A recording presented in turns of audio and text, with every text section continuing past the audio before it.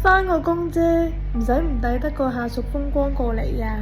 試完咧，我之前返嗰間公司咧，就係要着全黑嘅衫返工嘅，要自己自備衫嘅，因為佢要啲衫唔可以花巧啦，咁所以我咪揾啲頸鏈去襯下件衫咯。跟住返工返到第3日，嗰個女經理跟住佢就喺度趌頭趌勢，用埋晒啲勁差嘅態度喺度話我：哇，你日日條鏈都唔一樣嘅喎，係完全係 exactly 呢個嘴臉㗎。跟住我都冇理會嘅。最弊咧，佢呢間公司啊，懶係想啲上司同下屬啊，要懶係熟咁樣，好似 family 咁樣啦。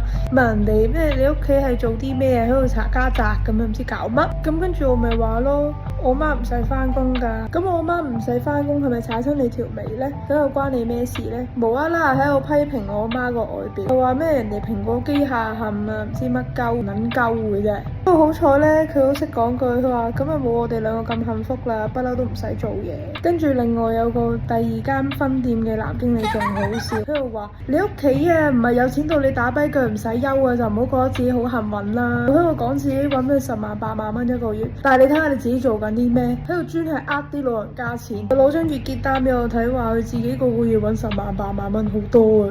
你哋嗰啲咁嘅濕鳩經理，跟住仲要喺度抬舉自己間公司啲 product 有幾勁。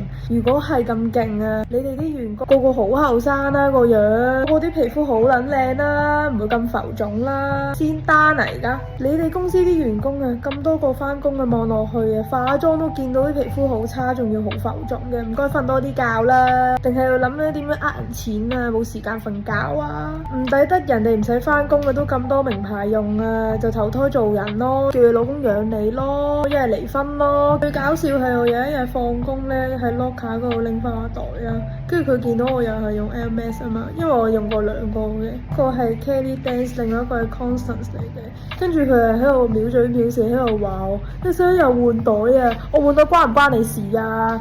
你揾10萬8萬蚊一個月啊，都只係用緊一個幾百蚊嘅袋啊，就唔該檢討下啦。講到自己揾咁多錢，定係唔係啊？你係揾咁多錢㗎，使乜唔抵得我呢個咁嘅下屬啫？